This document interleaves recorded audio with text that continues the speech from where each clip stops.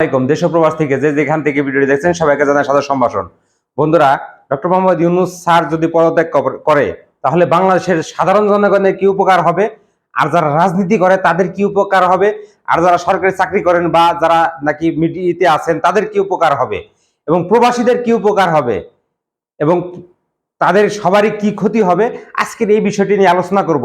Doctor Mohammad Yunus sir যদি কোনো অনুরাগ বা বিরাগের বশবর্তী হয়ে বা কারো কাছে অভিমান করে যদি তিনি তাকে কাজ করতে না দেওয়া হয় তাহলে তিনি পদত্যাগ করবেন। আর এই পদত্যাগ করলে সবচেয়ে বেশি যারা ক্ষতিগ্রস্ত হবে সাধারণ মানুষ, যারা রাজনীতি করে না এবং যারা কোনো রাজনৈতিক দলের পিছেও ঘুরে না, তারা সবচেয়ে বেশি ক্ষতিগ্রস্ত হবেন।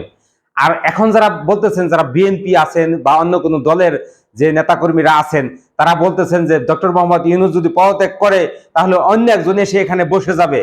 এত সহজ ভাইবেন না, দেশটা হয়ে যাবে সিরিয়ার মতো।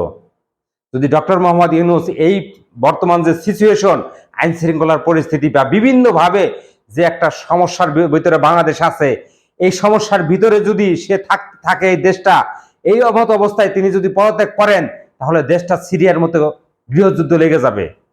এবং বিএনপির যে সর্বকালের 17 বছর ধরে আশা তারা বাংলাদেশের দায়িত্বে আসবেন, ক্ষমতায় আসবেন, এটি কোনোদিনও পূরণ হবে না। সবচেয়ে বেশি লাভবান হবে আওয়ামী লীগের দোসর এবং আওয়ামী লীগের যত, এবং পার্শ্ববর্তী দেশ ইন্ডিয়া সবচেয়ে বেশি খুশি হবে এবং সবচেয়ে বেশি তারা লাভবান হবে। বন্ধুরা, বোঝার হলে এইটুকুই বুঝতে হবে, আর না বোঝার হলে অনেক কিছু বলেও বোঝানো যাবে না। এই ছিল আজকের ভিডিওটা। কেমন লাগলো কমেন্ট করে জানাবেন। যারা এখন পর্যন্ত আমার চ্যানেলটি সাবস্ক্রাইব করেন না, সাবস্ক্রাইব করে দিবেন, চ্যানেলটা সাবস্ক্রাইব করে রাখবেন। ভালো থাকবেন, সুস্থ থাকবেন।